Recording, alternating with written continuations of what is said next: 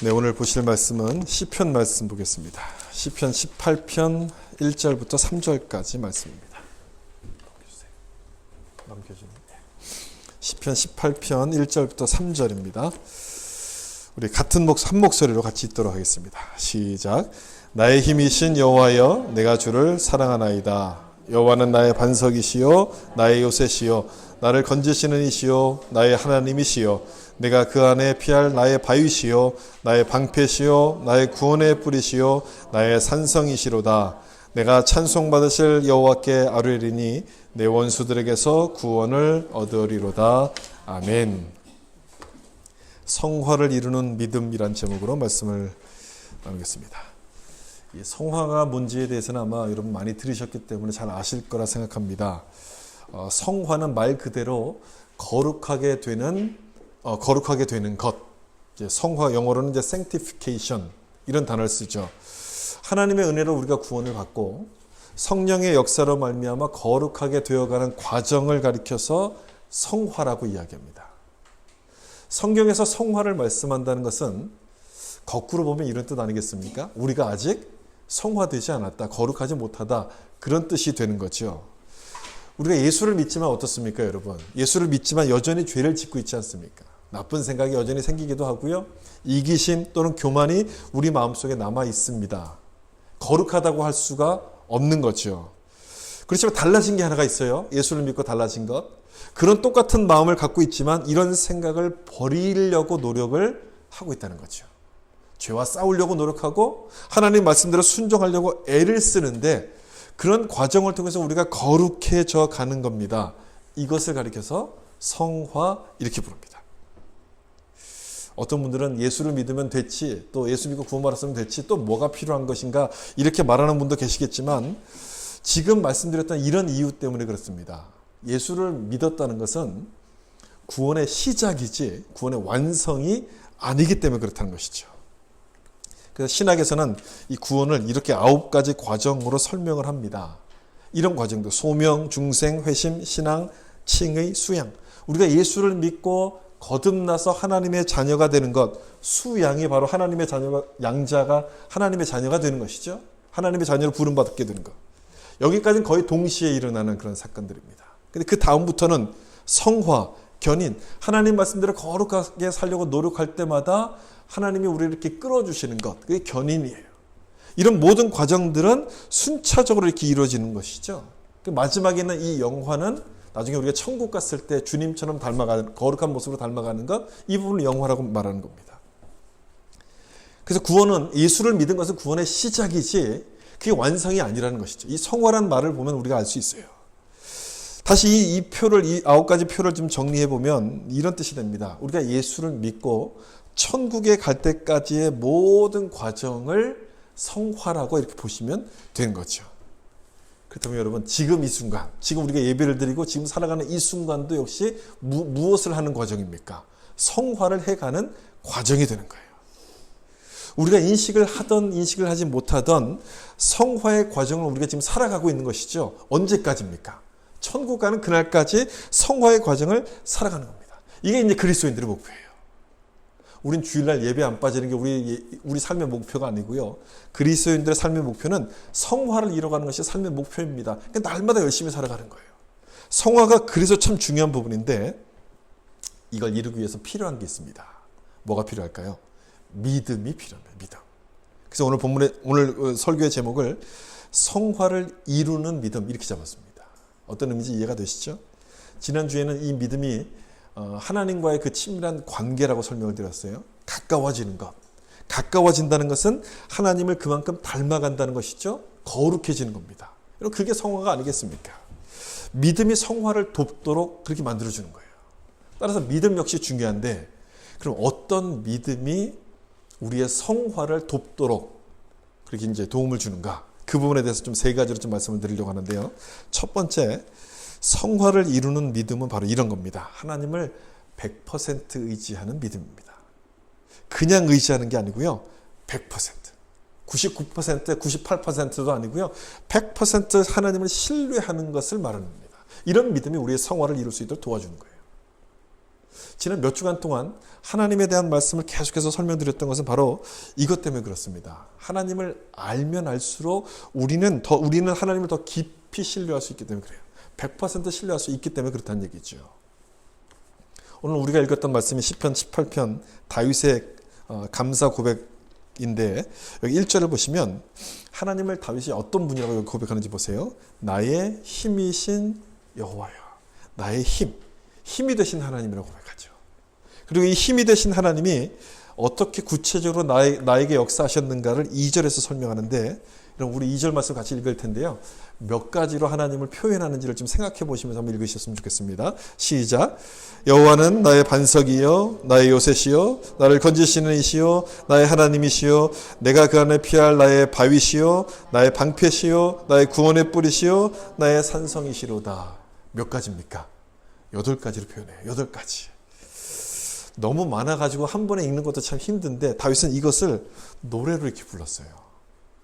미리 가사를 적어뒀다 그걸 보고 불렀을까요? 우리는 여러분 이 중에서 8가지 중에서 몇 가지를 기억합니까? 아마 안 보고 한번 해보세요. 하나님은 반석이시고요, 또 바위시고요, 또 요새시고, 뭐 힘이시고, 뭐 이 정도 한 3-4가지는 기억할 수 있어요. 근데 8가지를 다 기억하는 건 좀 어렵지 않습니까? 다윗은 참 대단한 사람이 틀림없어요. 하나님께서 다윗을 좋아하지 않으실 수가 없는 거예요. 이렇게 여러 가지로 하나님을 찬양했다는 얘기는 무슨 얘기입니까? 다윗이 하나님을 그만큼 확실하게 알았다는 거예요. 하나님 어떤 분인지 분명히 알았다는 거예요. 18편 1절 그 바로 윗부분에 어떤 배경에서 이 시를 쓰게 됐는가 그 표제가 거기 나오는데 거기 보시면 이렇게 되어 있어요. 여호와께서 다윗을 그 모든 원수와 사울의 손에서 건져주신 날에 이렇게 되어 있습니다. 이걸 보면 왜 다윗이 여러 가지 말로 하나님을 찬양하고 있는지 그 이유를 알 수가 있는 것이죠. 원수와 사울의 손에서 구원하신다. 그 위급한 순간에서 아주 위험한 상황에서 하나님께서 다윗에게 은혜를 베풀어 주셨기 때문에 지금 찬송하고 있다는 얘기예요. 그런데 좀 이상한 부분이 하나가 있어요. 이 말씀을 쭉 읽어보면 다윗이 하나님을 찬송하고 감사의 고백만을 지금 올리고 있다는 얘기예요. 이런 상황에서 나를 구해 주셨습니다. 여기서 나를 건져 주셨습니다. 이런 내용들만 계속 반복합니다. 시편 18편이요. 50절까지 있거든요. 꽤 긴 본문인데 이 본문 속에서도 전부 다 그 내용이에요. 전부 하나님 나를 구원해 주셔서 감사합니다. 감사합니다. 감사합니다. 감사하면 잘한 거지 왜 자꾸 그렇게 얘기합니까? 뭐가 이상합니까? 라고 생각하실 수 있겠지만 저는 좀 이런 생각이 들었어요. 그렇게 위급한 데서 건져주시는 은혜를 체험했으면 하나님 감사합니다. 그리고 제가 하나님을 위해서 뭔가 좀 열심히 살겠습니다. 이렇게 좀 헌신의 약속이 좀 이어져야 되는 것 아니겠습니까? 저는 그런 생각이 드는 거예요. 그게 이제 일반적이지 않습니까? 하나님 은혜 주셔서 참 감사합니다. 제가 앞으로 주님을 위해서 열심히 살아가겠습니다. 이렇게 하는 것이 일반적인데 이 말씀을 읽어보면 그런 내용이 없습니다. 적어도 마지막 마무리에는 헌신을 다짐하는 말로 좀 끝을 맺어야 될 것 같은데 없어요. 그냥 끝이 나요. 마지막 말씀 한번 보시겠어요? 이 말씀이에요. 50절에 보면 이렇게 되어 있어요. 여호와께서 그 왕에게 큰 구원을 주시며 기름 부음 받은 자에게 인자를 베푸시며 영원토록 다윗과 그 후손에게로다. 영원토록 다윗과 그 후손에게로다. 이런 뜻인 거예요. 하나님이 날 왕으로 세우셨으니까 그 왕 위를 영원토록 지켜주세요. 끝까지 책임지세요. 끝까지 복을 주세요. 이렇게 지금 끝나는 거예요. 좀 너무 뻔뻔하다는 생각이 좀 들지 않으세요? 그래서 마지막에는 하나님의 은혜를 기억하면서 앞으로는 이제 예배를 안 빠지게 예배 열심히 하겠습니다. 제가 시간이 나지 않지만 열심히 하나님 앞에 봉사하겠습니다라고 마지막에 나와야 될 것 같은데 끝까지 책임져 주세요라고 이렇게 마무리를 하고 있다는 거예요. 그러니까 우리의 정서에서 볼 때 다윗은 참 뻔뻔한 사람인 것처럼 보여요. 저만 그런지도 모르겠어요. 참 이상하다는 생각이 들죠. 그래서 제가 이상하지 않냐고 이제 말씀을 드린 거예요. 참 이상하다는 생각이 드는데 더 이상한 것은 성경이 다윗의 이 모습을 가리켜서 믿음이라고 소개하고 있다는 거예요. 오늘 본문은 다윗의 감사와 함께 다윗의 믿음이 무엇인가를 보여주는 말씀이거든요. 이 다윗의 믿음은 하나님을 100% 의지하는 믿음이라고 지금 소개하는 거예요. 100% 하나님을 의지하는 믿음. 이렇게 소개하고 있다는 얘기는 여러분 뭐겠습니까? 하나님께서 원하시는 믿음이 바로 그거라는 얘기 아니겠어요? 다윗의 이런 믿음을 하나님이 원하신다는 거예요. 그래서 이상하다는 거예요.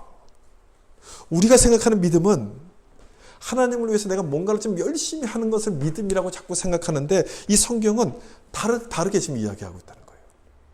하나님을 위해서 뭔가를 열심히 하는 것. 그래서 우리는 열심히 기도합니다. 하나님을 위해서 열심히 봉사합니다. 그리고 하나님의 복을 주시면 다시 그 힘을 얻어서 더 열심히 하면서 내가 이 은혜를 갚아야지라고 생각을 하는데 아니라는 거예요, 그게요. 은혜를 갚아야지라고 생각하는 것이 아니라는 얘기죠. 믿음이라는 것은 하나님을 100% 의지하는 거라고 이야기합니다. 다시 한번 좀 생각을 해보라는 얘기예요. 내가 생각하고 있는 믿음이 무엇인가를 다시 한번 생각해 보라는 말씀이에요. 어찌 보면 하나님을 위해서 뭔가 좀 이렇게 열심히 하는 것이 믿음처럼 보이는 게 맞습니다. 믿음처럼 보이긴 하지만 정말 솔직히 말하면 보상심리 때문에 우리가 그렇게 하는 거예요. 보상심리. 믿음을 give and take. 내가 뭔가 열심히 하면 하나님 나에게 이걸 주시겠지. 믿음을 give and take로 이해하기 때문에 그렇습니다. 그렇게 생각하기 때문에 하나님께 내가 뭔가를 열심히 하려고 하고 그것을 가리켜서 믿음이라고 생각을 하는 거예요.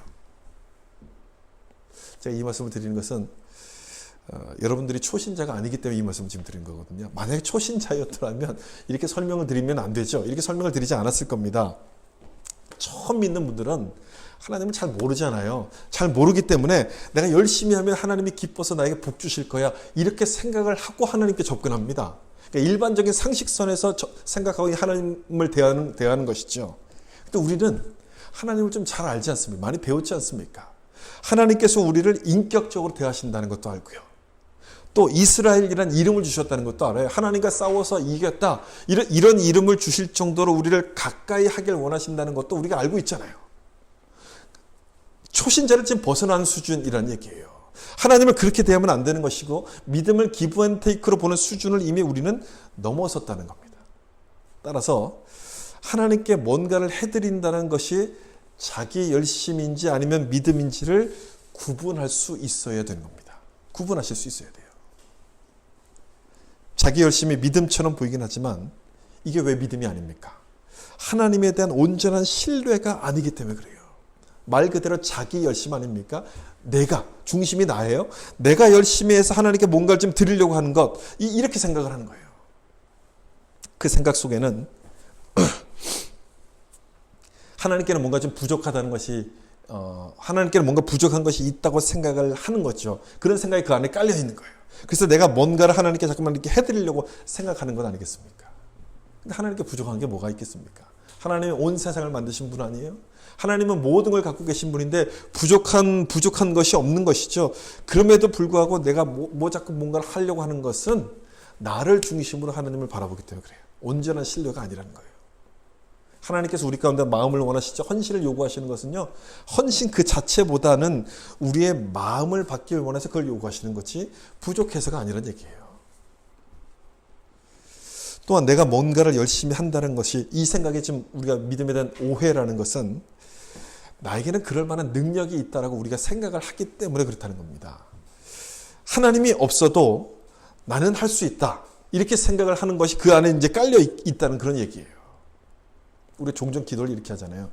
하나님 여기까지만 좀 도와주세요. 여기까지만 도와주시면 제가 그 다음부터는 제가 잘할 수 있습니다. 여기까지만 도와주세요. 우리가 이렇게 보통 기도하지 않습니까? 물론 그 기도의 의미가 다 부탁드리기엔 너무 좀 죄송스러우니까 여기까지만 도와주세요. 이렇게 우리가 이제 하는 기도인 걸 알아요. 그런 마음인 걸 알지만 그 기도 속에는 잘못하면 이런 뜻이 될 수 있는 거예요. 여기까지만 도와주시고 그 다음부터는 내가 할 수 있습니다. 나에겐 그럴 만한 능력이 있습니다라고 보여지는 그런 뜻이 될 수 있기 때문에 이 부분이 하나님을 신뢰하는 믿음이 될 수 없다는 얘기죠. 이 부분을 잘 구분하셔야 된다는 얘기예요. 사실 하나님을 위해서 뭔가 한다 좋은 거죠. 하나님을 위해서 우리가 헌신해야 되고 하나님을 위해서 우리가 봉사해야 합니다. 그런데 여러분 그 헌신이 어디서부터 시작된 것인지를 우리가 분명히 좀 생각해 볼 필요가 있어요. 그 헌신이 어디서부터 시작한 것인가? 하나님을 위해서 한다는 그 마음 자체는 좋은 거지만 그것이 보상심리 또는 give and take에서부터 나온 헌신이라면 그건 자기 열심인 거죠. 자기 열심이지 그것은 하나님을 의지하는 믿음이 될 수가 없는 겁니다. 하나님이 원하시는 마음이 여러분 뭔지 아시지 않습니까? 하나님께서 우리 가운데 뭘 원하실까요? 많은 헌금, 또는 많은 시간, 많은 우리의 땀, 물론 그것도 원하시지만 정말 원하시는 것이 있어요. 그게 뭐냐면 이 말씀 속에 나오죠. 사무엘상 16장 말씀인데 사람은 외모를 보거니와 하나님은 뭘 보십니까? 중심을 보신다고 되어 있어요. 중심. 이 한마디 말씀 속에 하나님이 뭘 원하시는지가 아주 선명하게 드러납니다. 우리의 마음을 원하신다는 거예요. 우리의 열심이 아니라 하나님을 위해서 뭘 하겠다는 그 열심이 아니라 우리의 마음을 하나님이 원하신다는 거예요. 100% 하나님을 의지하는 그 마음, 그걸 하나님이 원하신다고 말씀하세요. 어느 시골 교회에 한 연세 많으신 권사님이 한 분이 계셨어요. 이분이 하나님을 참 열심히 믿었는데 주변에서 사람들이 이렇게 물어보는 거예요. 어떻게 그렇게 열심히 하나님을 잘 믿으세요? 이렇게 물었더니 이분이 대답을 하셨습니다. 이렇게 대답하셨어요. 내가 어렸을 적에 아버지가 첩을 얻어서 집을 나간 적이 있는데 그걸 딱 보고 났더니 하나님도 그러실까 봐. 하나님도 혹시라도 그러시면 안 되니까 내가 열심히 믿는 거예요. 내가 혹시라도 실수하면 하나님이 다른 사람을 사랑하셔서 글로 가시면 어떡하겠어요? 그래서 제가 열심히 하나님께 잘 보이려고 믿는 거예요. 이렇게 대답을 했다는 거예요. 좀 재밌는 대답 아닙니까? 아마 뭐 성경을 잘 모르셔서, 성경의 큰 전체 의미를 잘 모르셔서 그러실 수도 있겠지만 우리는 성경을 잘 아는 사람들 아닙니까? 하나님이 어떤 마음을 가진지 우리는 성경을 잘 아는 사람이에요. 그런데 우리도 역시 그렇게 할 때가 많아요. 우리도. 하나님께 뭘 해드리는 것을 믿음이라고 생각하면서 하나님을 감동시켜가지고 나한테 꽉 있도록, 어디 떠나지 못하도록 이렇게 꽉 붙들어 놓으려고 할 때가 참 많아요. 하나님 마음을 꼭 붙잡고 있으려고 하는 것이죠. 이런 사람들에게는 한 가지 특징이 있어요. 특징이 뭐냐면 나를 자랑하는 겁니다. 나. 이런 일을 내가 했습니다. 이렇게. 이런 일을 내가 했습니다. 내 믿음이 이렇게 좋습니다. 나를 자랑하는데 여러분 그거는 자기 열심이 말 그대로 나를 자랑하니까 자기 열심이지 믿음이 아닌 거죠. 믿음이라는 게 뭡니까 여러분? 믿음이 어디서부터 시작합니까? 하나님의 은혜에서부터 시작하는 건 아닙니까? 은혜에서부터 시작했기 때문에 나를 자랑할 수가 없는 겁니다. 믿음은요. 내가 하겠다고 나서는 게 아니라 하나님께 맡기고 하나님을 의지하는 것이 믿음인 거예요. 얼마나 의지해야 되느냐? 완전하게. 여기까지만 해주세요가 아니라 완전하게 하나님께 의지하는 것, 100% 의지하는 것, 그것을 가리켜서 믿음이라고 얘기해요. 또 한 가지 기억하셔야 될 것은 하나님을 100% 의지하라는 이 말이 그럼 난 아무것도 안 해도 됩니까? 그런 뜻이 아니란 얘기예요. 하나님을 100% 의지하면 나는 그냥 팔짱만 끼고 아무것도 안 해도 된다? 그런 뜻이 아니란 얘기죠. 혹시라도 그렇게 생각하는 분이 계실까 봐 제가 좀 설명을 좀 드려요. 100% 의지하라는 얘기는요.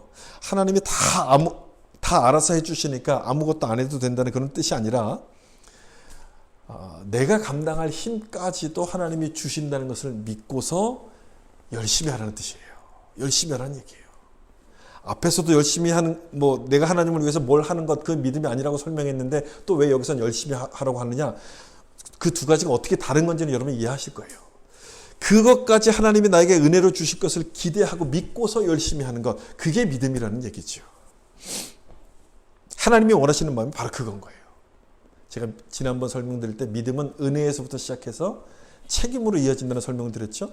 그 책임까지도 하나님께 구하는 마음을 갖고 하는 것, 하나님이 바로 그 마음을 원하시는 거예요. 그걸 가리켜서 믿음이라는 얘기예요. 다윗이 하나님을 가리켜서 아까 8가지로 표현을 했어요. 나의 방패시요, 반석이시요, 구원이시요, 힘이시요. 이렇게 노래했는데 하나님을 전적으로 의지한다는 그런 의지의 표현 아니겠습니까? 하나님을 의지한다고 했는데 거기서 끝나지 않고요. 그 뒤에 보면 이런 말씀으로 이어져요. 시편 18편 32절부터 보시면 이렇게 돼요. 32절. 이 하나님이 내 길을 완전하게 하시며 33절 나의 발을 암사슴 발 같게 하시며 나를 나의 높은 곳에 세우시며 완전하게 하시고 나를 높은 곳에 세우시는 분이 누구라고 지금 찬양하는 겁니까? 하나님이 그렇게 하신다고 찬양해요. 하나님. 그러니까 하나님을 신뢰하는 것이기도 하지만 그렇게 되려면 하나님을 더 의지해야 합니다. 이런 뜻이 여기 담겨져 있는 것이죠. 그리고 그 다음에 있는 말씀 보세요. 34절 말씀 보세요. 내 손을 가르쳐 싸우게 하시니 내 팔이 놋화를 당기도다. 하나님이 도와주셨기 때문에 내가 싸울 수 있었습니다라고 고백하는 거예요. 하나님이 돕지 않으셨으면 난 싸울 수 없습니다. 이런 뜻인 것이죠. 하나님의 도우심을 믿고 내가 열심히 싸웠습니다. 지금 그걸 고백하는 거예요.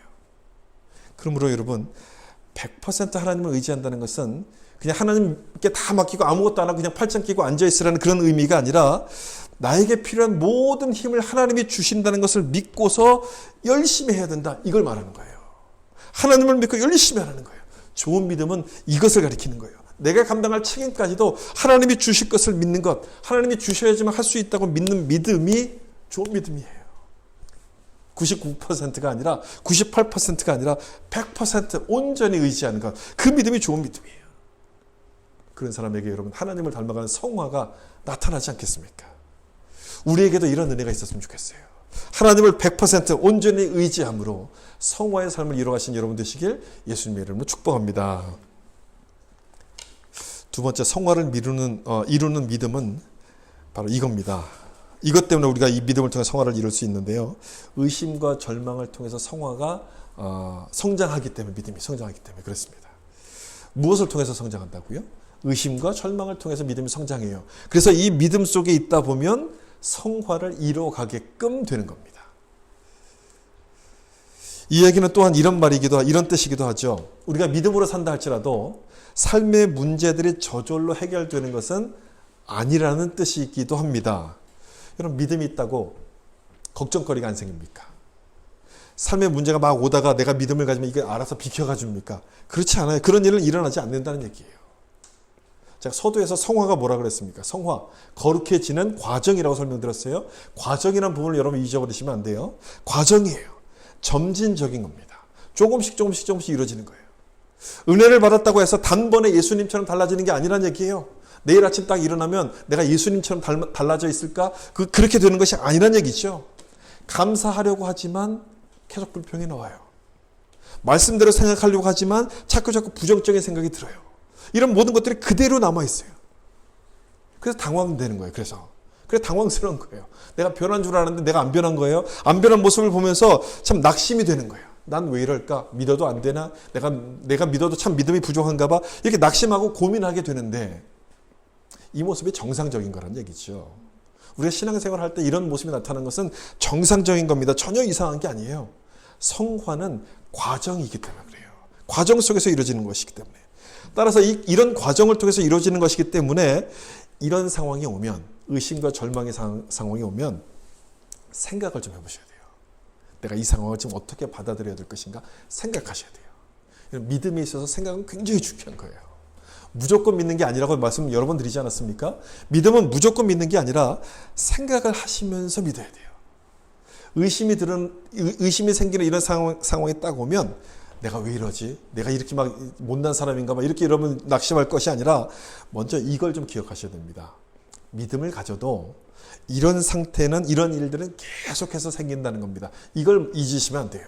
이걸 먼저 기억하시고, 믿음이 있으면 아무 걱정도 안 생기고 의심도 없는 것이 아니란 얘기죠. 이걸 먼저 좀 기억하셔야 돼요. 오죽했으면 예수님도 내일 일을 염려하지 말라 이렇게 말씀하셨겠어요. 내일 일을 염려하지 말라고 말씀하신 것은 믿음을 가진 우리가 얼마나 염려가 많았으면, 그걸 아셨으면 그렇게 말씀하셨겠습니까? 염려가 많고 의심이 많기 때문에 그렇게 말씀하신 거예요. 기도할 때는 좀 괜찮아요. 기도할 때는 마음이 안정이 되는 것 같은데 기도가 끝나고 나면 다시 막 의심이 생기지 않습니까? 이게 우리의 솔직한 모습이에요. 그런데도 왜 의심을 해?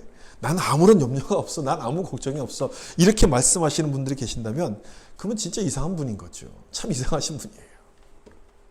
잠언 말씀을 좀 볼까요? 잠언 24장 16절. 여기 보시면 제가 앞부분만 기록했어요. 대저 의인은 7번 넘어질지라도 다시 일어나려니와. 누가 넘어진다고 되어 있어요? 누가 넘어져요? 의인이에요. 의인이 넘어진대요. 의인도 넘어지는 겁니다. 몇 번이나 넘어져요? 7번씩이나 넘어져요. 자주 넘어진다는 얘기예요. 의인도 넘어지는데 난 아무 의심이 없어. 난 아무 걱정 없어. 이렇게 말하는 것은 자기를 자랑하는 것이지, 나를 나타내려는 것이지, 우리가 이 땅에 살아가는 동안 그런 모습, 그런 순간은 생기지 않습니다. 그런 걸 기대하시면 안 돼요. 물론 성령 충만 받았을 때 기쁠 때가 있습니다. 내 마음속에 기쁨이 충만할 때가 있고요. 은혜를 받아서 걱정을 잊어버릴 때가 있어요. 그런데 그렇다고 해서 현실이 바뀌느냐? 현실은 바뀌지 않아요. 내가 은혜를 받았다고 해서 걱정하던 문제가 저절로 해결이 됩니까? 그렇지 않습니다. 이 현실을 지금 보잖아요. 현실을 지금 말씀드리는 거예요. 여러분 현실을 보면 그렇지 않아요. 내가 은혜 받았다고 해서 믿지 않던 남편이 갑자기 마음을 바꿔서 그 다음날부터 교회를 나옵니까? 아니에요. 내가 성령 충만을 받으면 공부를 못하는 우리 자녀들이 갑자기 A학 점 받아옵니까? 아니에요. 그런 일들은 일어나지 않아요. 나는 은혜를 받아서 성령 충만하다 할지라도 현실은 내 마음대로 움직여주지 않아요. 그래서 의심이 생기는 겁니다. 의심이 생기는 것은 내가 열심히 기도하는데도 응답이 없기 때문에 의심이 생기고 절망이 생긴다는 거예요. 이 부분을 여러분 잘 보셔야 돼요. 내가 의심하는 것은 기도를 안 해서입니까? 열심히 해서입니까? 지금 열심히 해서 그렇다는 거예요. 열심히 해서. 거기에 포인트가 있는 거예요. 그 부분을 여러분 놓치시면 안 돼요. 무슨 말이냐면 의심이라는 것은 일반적인 의심은 안 믿으니까 생기는 게 의심 아닙니까? 근데 지금 우리 믿는 사람들에게 생기는 의심은 믿지 못해서 생기는 게 아니라 더 확실하게 믿고 싶어서 생기는 거라는 그 얘기인 거예요. 더 확실하게 믿고 싶어서. 다시 말하면 하나님을 믿지 못해서가 아니라 하나님의 뜻이 뭔지를 내가 이해하지 못해서 의심이 생긴다는 거예요. 내 생각과는 너무 하나님의 뜻이 다르니까 하나님의 뜻이 너무 크니까 그렇게 된다는 거예요. 그래서 이런 말을 하는 거예요. 하나님 정말 계십니까? 안 계십니까? 하나님 정말 계신 거예요? 안 계신 거예요? 이런 말을 하는 거예요. 안 믿어서가 아니라 못 믿어서가 아니라 더 잘 믿고 싶어서. 무슨 말인지 이해가 되시죠? 진짜 믿음이 없는 사람은 그런 질문 자체를 안 해요. 하나님이 계시냐 안 계시냐 아무 상관이 없어요. 그 사람들에게는요. 상관하지 않으니까 이런 질문 자체를 안 합니다. 그런데 이런 질문을 한다는 것은 내가 하나님을 믿고 있기 때문에 이런 질문을 하는 거예요. 하나님이 분명히 계시다고 내가 믿는데 하나님이 나에게 응답을 주시지 않는 거예요. 그냥 답답한 거예요. 답답해서 그렇게 얘기하는 거예요. 의심의 차원이 다른 거죠. 따라서 의심이 한다는 건 이런 의심이 생긴다고 해서 여러분 나는 왜 이럴까? 난 왜 이렇게 믿음이 없을까? 그게 여러분 너무 걱정할 필요가 없습니다. 이런 의심이 생긴다는 것은요. 그 과정을 속에서 우리의 믿음을 지금 자꾸 업그레이드 시키려고 주님이 우리를 인도해 가시는 거예요. 하나님이 분명히 계시다고 믿어요. 근데 기도 응답이 안 돼요. 고민이 될 것 아닙니까, 여러분? 근데 이 중에서 하나님이 계시다는 사실은 이건 변함이 없는 거잖아요. 절대 움직일 수 없잖아요. 근데 응답을 안 주시는 거예요. 그럼 어느 쪽에 문제가 있는 겁니까? 나에게 문제가 있는 거예요.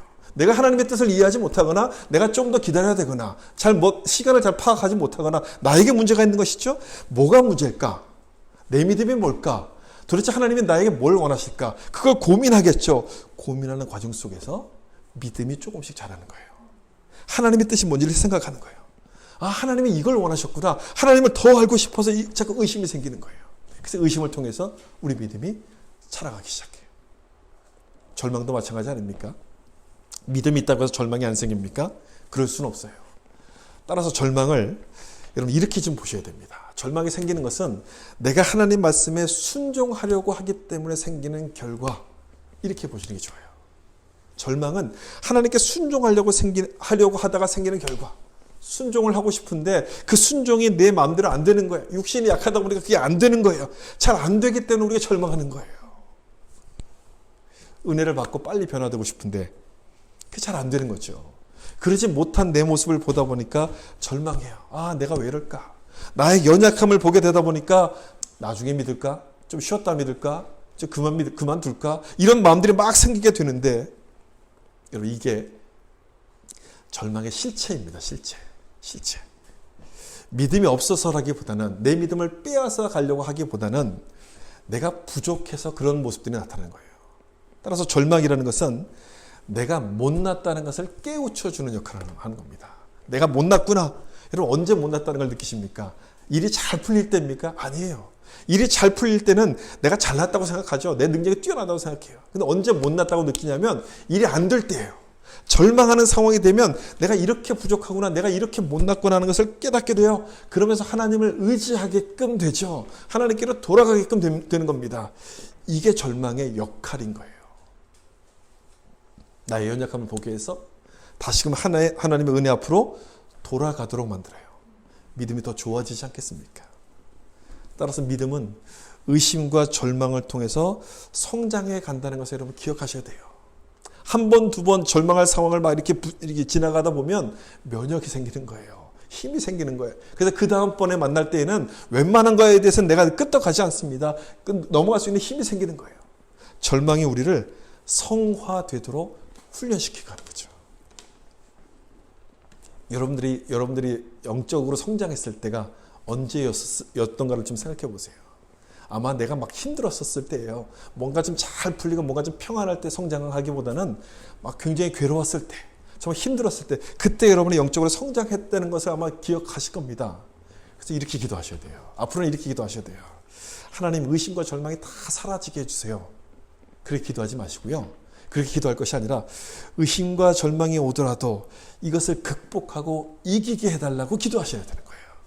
하나님, 의심과 절망이 와도 좋습니다. 이것들을 내가 이길 수 있도록 하나님 나와 함께 해주세요. 이기고 내가 더 성숙해지게 해주세요. 이렇게 기도를 바꾸셔야 돼요. 그때 우리 믿음이 깊어지며 성화의 삶을 이루어가게 될 줄로 믿습니다. 마지막으로 한 가지만 더 생각해 보겠습니다. 세 번째, 마지막으로 생각할 것은 하나님의 은혜를 끈질기게 구하라 입니다. 좀 전에 말씀드린 것처럼 우리가 믿음을 갖고 살더라도 의심과 절망이 계속해서 우리를 찾아오기 때문에 이렇게 끈질기게 하나님의 은혜를 구하셔야 돼요. 끈질기게. 여기서 중요한 말이 어떤 단어인지 여러분 아시겠죠? 끈질기게가 중요한 말입니다. 끈질기게. 이 끈질기다라는 말 속에는 두 가지의 의미가 있어요. 첫 번째 이런 거죠.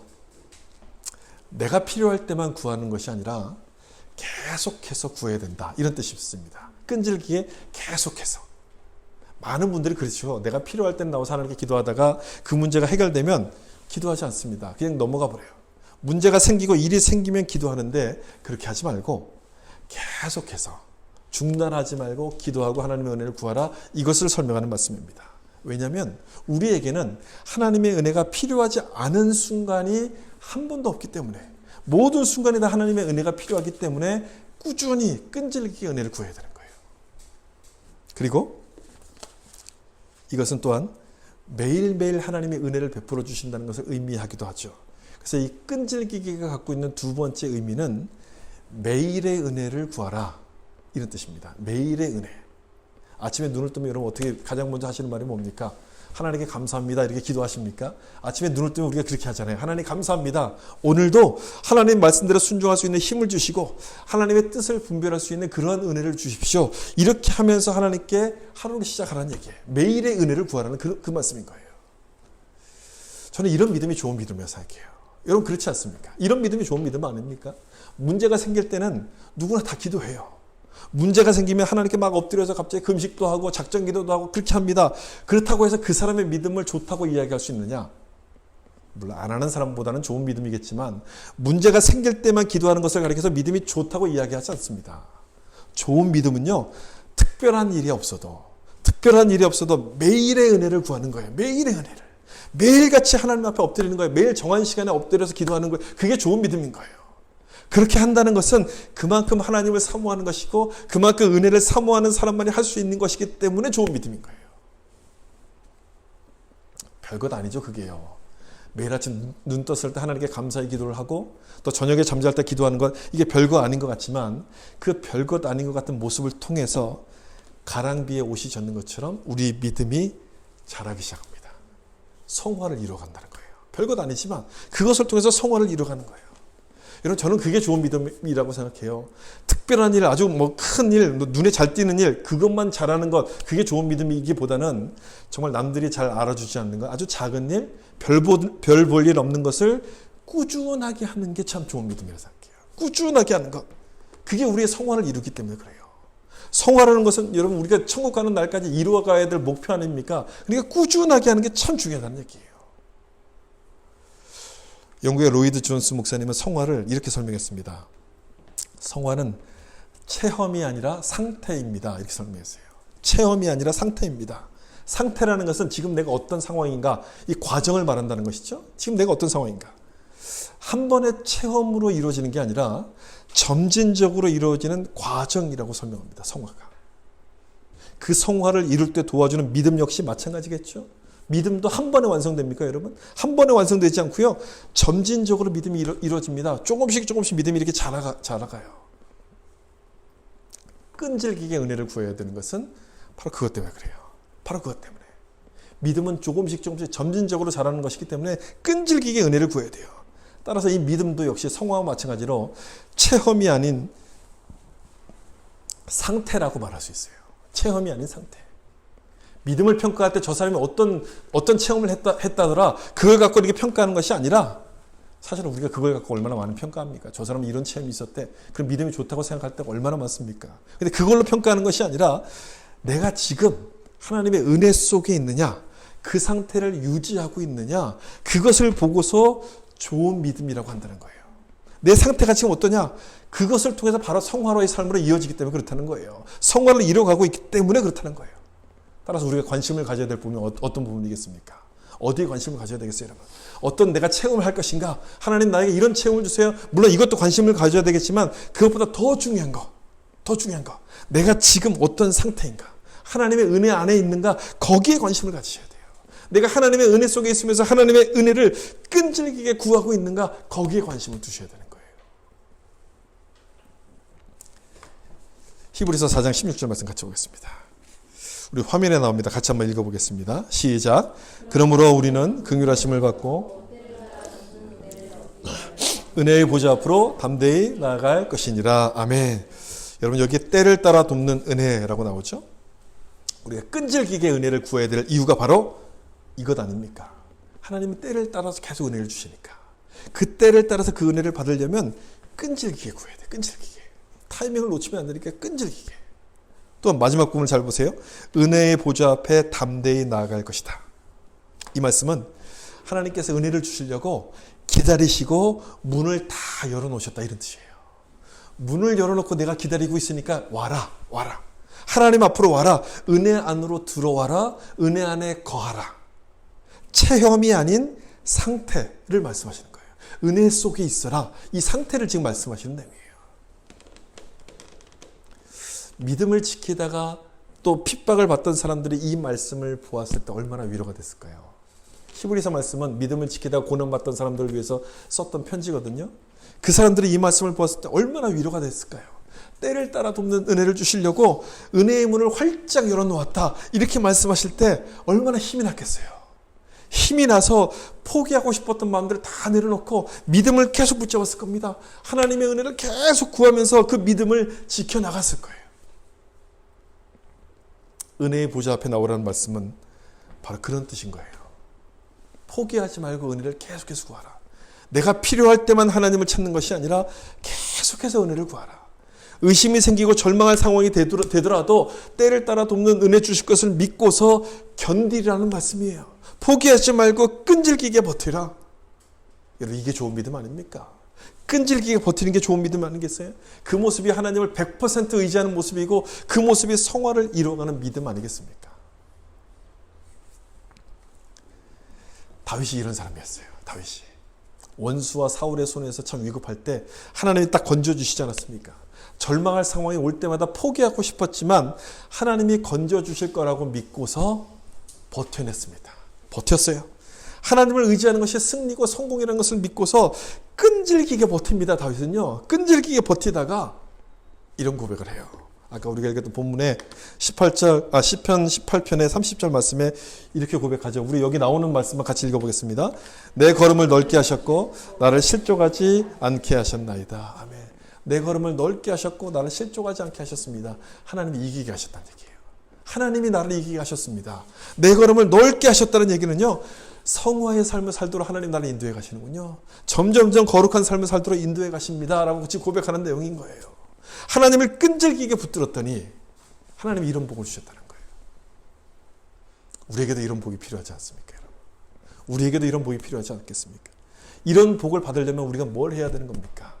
끈질기게 하나님의 은혜를 구하셔야 되는 거예요. 끈질기게 놓지 말고 때를 따라 돕는 은혜 주실 것을 믿고서 끈질기게 구할 때 이런 은혜를 하나님이 우리 가운데 베풀어 주시는 거예요. 여러분 그렇게 하고 계십니까? 여러분들 그렇게 하고 계십니까? 의심과 절망이 와서 포기하고 싶은 마음이 생길 때마다 나를 인도하실 그 하나님을 바라보면서 끈질기게 그 하나님을 붙들고 계십니까? 그렇게 하셔야 돼요. 그렇게 해보셔야 돼요. 끈질기게 붙잡아 보세요. 기도를 멈췄다면 다시 기도의 끈을 붙잡아야 돼요. 다시 기도를 해보셔야 돼요. 말씀을 읽다가 중단했다면 다시 하나님 말씀으로 돌아가셔야 돼요. 다시 시작해 보셔야 돼요. 하나님을 붙잡으려고 다시 한번 끈질기게 하나님 앞에 매달려야 돼요. 그렇게 할 때 우리 삶이 거룩해지는 은혜를 베풀어 주실 거라 믿습니다. 필요할 때만 하나님의 은혜를 구하는 자들이 아니라 꾸준하게 끈질기게 하나님의 은혜를 구하셔서 다윗처럼 내 걸음을 넓히시는 성화의 삶을 살아갈 수 있는 여러분 되시길 예수님의 이름으로 축원합니다. 기도하겠습니다.